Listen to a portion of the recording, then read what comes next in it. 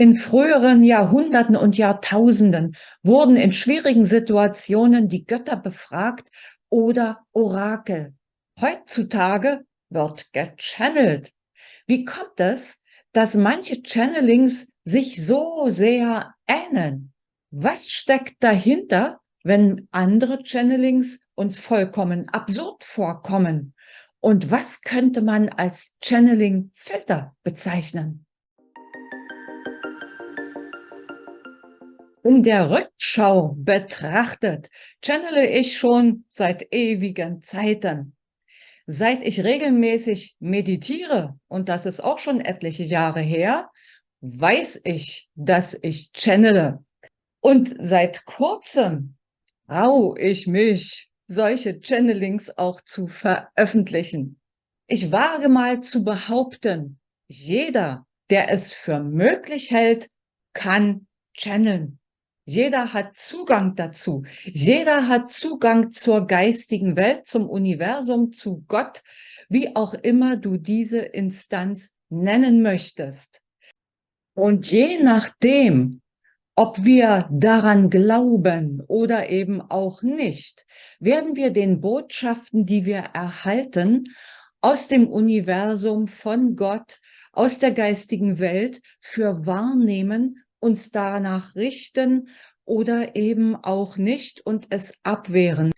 Die Frage ist jetzt, wenn ich mir, weil ich selbst es mir noch nicht so zutraue, weil ich selbst glaube, dass ich diesen Draht zur geistigen Welt noch nicht so habe, Channelings von anderen anschaue, zum Beispiel auf YouTube, dann werde ich merken, mit manchen gehe ich total in Resonanz, das passt für mich, und andere erscheinen mir total abstrus.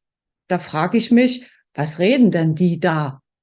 Und woran liegt das denn, dass ich dem einen, was häufig eine größere Masse ist, glauben kann, wo dann viele ähnliche Botschaften herüberkommen, egal welchen Kanal ich betrachte, und anderen eben nicht?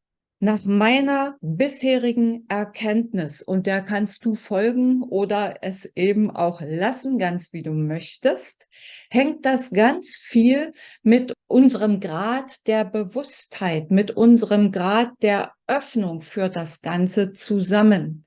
Jede Seele hat nach meiner Erkenntnis ihre ganz individuelle Schwingung, wie einen Code, wie einen Fingerabdruck, den wir als Menschen haben, wenn wir den Daumen auf ein Stempelkissen tun und dann aufs Papier drücken, dann sieht kein Fingerabdruck aus wie der andere.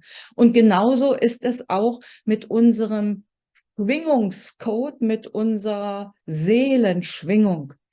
Und wenn das, was ich da höre oder sehe, bei einem Channeling in etwa meiner Schwingung, meiner Seelenschwingung entspricht, kann ich es gut annehmen. Ich gehe damit in Resonanz.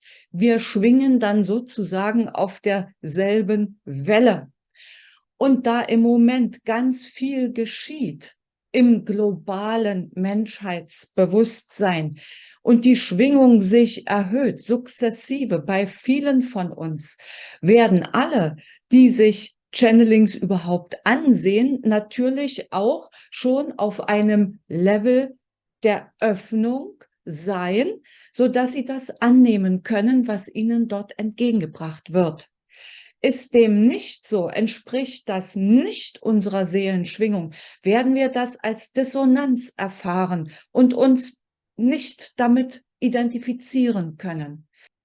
Was hat es jetzt mit diesen Filtern beim Channeling auf sich? Ich habe es einfach mal so genannt, weil mir kein besseres Wort dafür einfiel.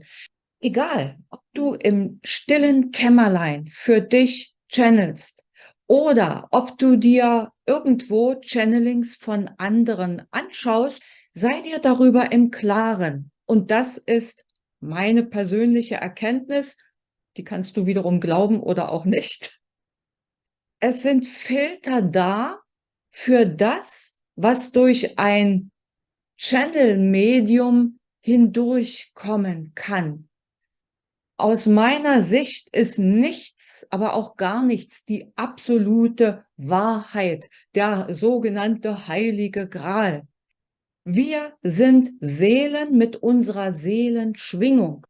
Diese Seelenschwingung ist aber häufig verschleiert durch den Grad unserer Öffnung, zum einen durch unsere Glaubensmuster und durch das, was uns sonst noch beeinflussen mag. Wir sind Menschen und insofern haben wir zwar nicht den Tunnelblick, aber bestimmt nicht den Rundumblick. Den hat nur das große Ganze. Das heißt, auch die Botschaften, die durch mich kommen oder die durch dich kommen, wenn du es für dich machst, die entsprechen dem Level, was du gerade erreicht hast. Nichts wird dich ausnocken, nichts wird dich total in die Enge treiben. Manchmal wirst du überrascht sein. Ja, sehr wohl. Und manchmal wirst du es für dich hinterfragen wollen und auch verifizieren wollen. Das habe ich in einem anderen Video, was ich hier am Ende noch verlinke, erklärt, wie du das zum Beispiel machen kannst mit Hilfe der Kinesiologie. Fassen wir noch einmal zusammen. Channeln kann per se jeder, der davon überzeugt ist, der sich zutraut, der daran glaubt, dass er es kann. Das ist das Erste. Du gehst mit genau den Botschaften, die du im Außen dir betrachtest, in Resonanz, die dem entsprechen, was deiner individuellen Seelenschwingung in etwa auch entspricht. Du hast, egal ob du persönlich channelst oder anderen Channelings zuhörst, deine Filter, die vor deiner Seelenschwingung sind, häufig in Form von Glaubensmustern. Insofern ist eigenes Channeling, was du für dich im stillen Kämmerlein machst, zum Beispiel indem du meditierst, auf jeden Fall und immer für dich maßgeschneidert für den Augenblick, wo du die Botschaften erhältst. So viel Inspiration zum Thema Channeling und nach meinem derzeitigen Erkenntnisstand. Ich hoffe, es motiviert dich, es selbst mit dem Channeln einmal zu versuchen. Bis zum nächsten Video oder Podcast. Viel Erfolg und eine gute Zeit. Tschüss.